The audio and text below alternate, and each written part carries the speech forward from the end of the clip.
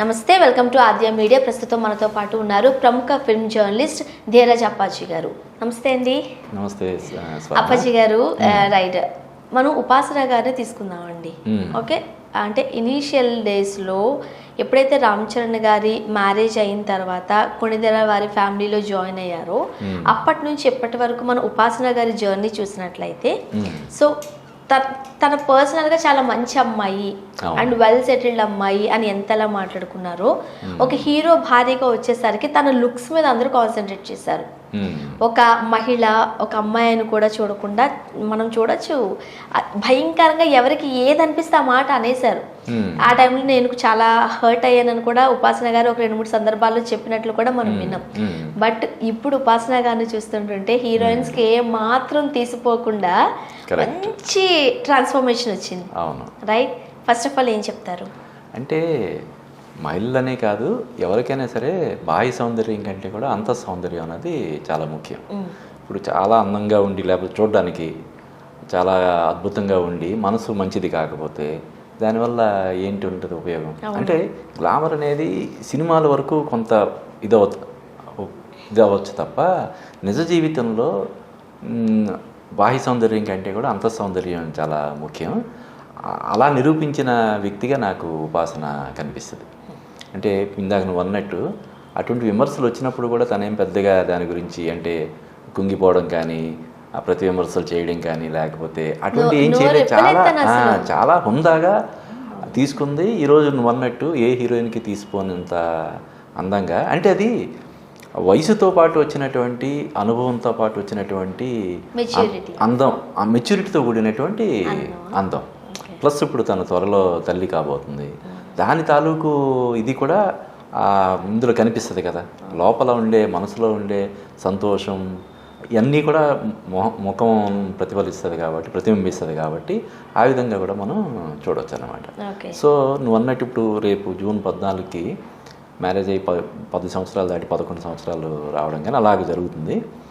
ఈ లోపల నువ్వు అన్నట్టు అందం గురించే కాకుండా పిల్లలు కలగకపోవడం గురించి కానీ, లేకపోతే పిల్లల దాని గురించి కూడా కొన్ని విమర్శలు కొంతమంది చేశారు. ఆ విమర్శల్ని కూడా తను చాలా హుందాగా తీసుకుంది. తను ఒక పెద్ద ప్రపంచంలోనే అతిపెద్ద హాస్పిటల్స్లో ఒకటైన అపోలో హాస్పిటల్ సామ్రాజ్యానికి అధినేతల్లో ఒకరు తను ఆ హాస్పిటల్ వారసురాలు తను. అయినా కూడా తను దానికి సంబంధించి కావాలనుకుంటే వేరే పద్ధతుల్లోనో లేకపోతే ఎప్పుడో తను అది చేసి ఉండొచ్చు. కానీ తను ఏంటంటే తన వయసు కూడా చాలా ఎక్కువేం కాదు కదా.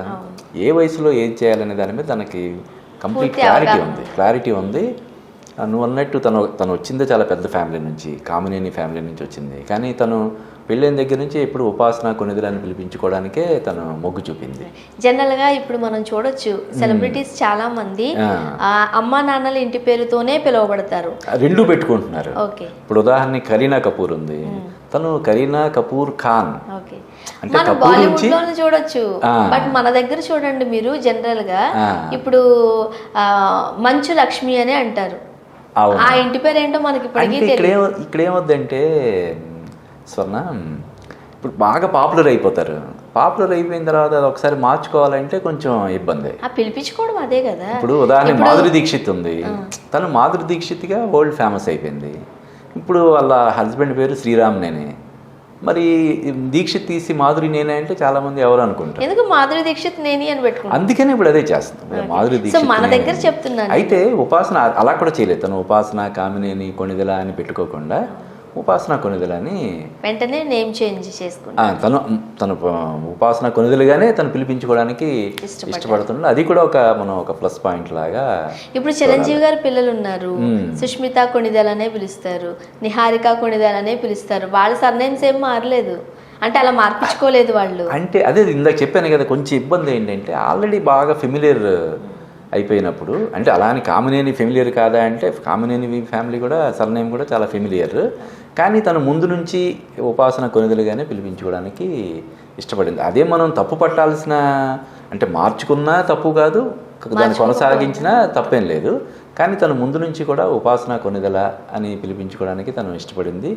ఈ 10-11 సంవత్సరాల జర్నీలో, అంటే ఒక వైఫ్గా మారిన తర్వాత తను తన బాధ్యతను నిర్వర్తిస్తూనే అపోలో హాస్పిటల్ కానీ, తర్వాత తనకి అపోలో హాస్పిటల్ సిఎస్ఆర్ ఫౌండేషన్ దానికి కూడా తను చైర్మన్గా, బీ పాజిటివ్, తర్వాత యువర్ లైఫ్ అని ఇలా చాలా సంస్థలకి తను నాయకత్వం వహిస్తూ కూడా ఆ బాధ్యతను సక్రమంగా నిర్వర్తిస్తూ ఇటు భర్త కెరీర్లో కూడా తన భర్త సక్సెస్లో కూడా ఒక కీలక పాత్ర పోషిస్తూ ముందుకు సాగుతుండడం, ఇప్పుడు త్వరలో తల్లి కాబోతుండడం, ఇవన్నీ కూడా మనం అభినందించదగ్గ విషయాలు. ఓకే, అంటే పెళ్ళైన తర్వాత అమ్మగారు ఇంటికి నుంచి అత్తగారి ఇంటికి వచ్చినప్పుడు చాలా జాగ్రత్తలు చెప్తూ ఉంటారు. సో అది నీ ఇల్లు, నువ్వు చక్కదిద్దుకోవాలి, నీ భర్తను ఎలా చూసుకోవాలి, అత్త మామల్ని ఎలా చూసుకోవాలి, ప్రతి అమ్మాయికి చెప్పే విషయమే. అమ్మాయికి పెళ్ళయిందంటే ఈ అప్పగింతలు ఇవన్నీ ఉంటాయి. అట్ ద సేమ్ టైం ఇక్కడ సెలబ్రిటీ దగ్గరికి వచ్చేసరికి అంతే, నువ్వు అందంగా తయారవ్వాలి, నువ్వు అందంగా అవ్వాలని ఎవరు చెప్పరు జనరలైజ్డ్గా. బట్ ఒక సెలబ్రిటీకి వైఫ్గా ఉంటే ఇవన్నీ నిర్వర్తిస్తూనే ఫ్యాన్స్ దగ్గరికి నీ హస్బెండ్ హీరోగా ఉన్నప్పుడు పక్కన నువ్వు నుంచుంటే నువ్వు కూడా ఆ హీరోయిన్ లాగే కనిపించాలి. ఇదో బాధ్యత వీళ్ళ పైన. అదొక అదనపు రెస్పాన్సిబిలిటీ షోల్డర్స్ మీద ఉన్నట్టే. సో మనం ఇది చూడొచ్చు, ఈ బాధ్యతలన్నీ తను నిర్వర్తిస్తూనే కొంచెం బొద్దుగా ఉందనంటే స్లిమ్ అయ్యి. సో రామ్ చరణ్ గారి పక్కన ఇప్పుడు మనం రామ్ చరణ్ గారిని డామినేట్ చేసే అందం మన ఉపాసన గారిలో చూస్తున్నాం కదా. అవును, అంటే ఇవన్నీ ప్లస్ పాయింట్స్ మనకు ఉన్నప్పుడు మనకు ఆటోమేటిక్గానే అందం కనిపిస్తుంది. అవును కదా. ఇప్పుడు తను చేసే మంచి పనులు, తను చేసే సేవా కార్యక్రమాలు, తన ఇంటర్వ్యూలు, తను మాట్లాడే మాటలు, ఇవన్నీ చూసినప్పుడు తన మీద కలిగినటువంటి ఒక సదభిప్రాయం ఆమె మనం చూసే ఇందులో కూడా ఉంటుందన్నమాట. సో ఆ విధంగా కూడా ఆమె అంత అందంగా కనిపించడానికి ఇప్పుడు కారణం మనకి ఆమె పట్ల ఏర్పడిన సదభిప్రాయం అని మనం చెప్పొచ్చు. ఓకే, ముఖ్యంగా కిడ్స్ విషయంలో కూడా ఇంకా మీకు పిల్లలు వద్దా అన్నప్పుడు కూడా ఫ్యాన్స్ అడిగే ఒక రకంగా చెప్పాలంటే ఒక్కొక్కసారి ఫ్యాన్స్ విసిగిచ్చేస్తారు అంటారు. అలా కాస్త విసిగించినప్పటికీ కూడా తను ప్రెగ్నెంట్ అన్న విషయాన్ని వాళ్ళ మావి గారితో చెప్పించడం మనం చూసాం కదా ట్వీట్ లో. తను కూడా చెప్పినట్టు మనం ఫస్ట్ చూడలేదు. ఫస్ట్ టైం దాన్ని చిరంజీవి గారితో అంటే మనం చెప్తాం, మనకు కొన్ని సంప్రదాయాన్ని పాటిస్తూ నోరెప్పలేదు, పనుల ద్వారా చెప్పడం చేశారు. లావుగా ఉంటే నేను ఎలా ఉన్నానని అనలేదు, సన్నగా అయ్యి చూపించారు. రైట్, అంటే మనం అడిగే ప్రశ్నలకి అంటే తన వయసు కూడా అంత మరీ ఎక్కువ ఏం కాదు. అదే కదా, నాకు తెలియదు, జస్ట్ ఇప్పుడు 30 కంప్లీట్ అయినట్టుంది. కాబట్టి తను వయసుతో పాటు మానసికంగా కూడా పరిణితి చెందుతూ ఒక చక్కగా తన కెరీర్ని చక్కగా బ్యాలెన్స్ చేసుకున్నాడు. ఈ పర్సనల్ లైఫ్ని, కెరీర్ని చాలా చక్కగా బ్రహ్మాండంగా బ్యాలెన్స్ అత్తగారిని, కోడలుగా తన బాధ్యతల్ని, కూతురుగా తన బాధ్యతలు. ఎందుకంటే అపోలో హాస్పిటల్స్ వాళ్ళ అమ్మగారి దగ్గర నుంచి వచ్చింది కాబట్టి అవన్నీ మంచిగా నిర్వర్తిస్తున్నారంటే అమ్మగారికి తను రెస్పాన్సిబుల్ గా ఉన్నట్టే కదా. సో అన్నిట్లోనే చక్కగా నిర్వర్తిస్తున్నారు. అంటే ఇప్పుడు అపోలో ఆసుపత్రి అనేది ఇందాక నేను చెప్పాను, ప్రపంచంలోనే అతిపెద్ద హాస్పిటల్స్లో ఒకటి.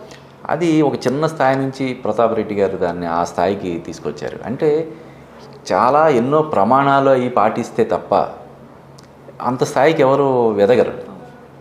కాబట్టి వాళ్ళ పెంపకంలో కూడా ఇవన్నీ ఆటోమేటిక్గా ఉంటాయి.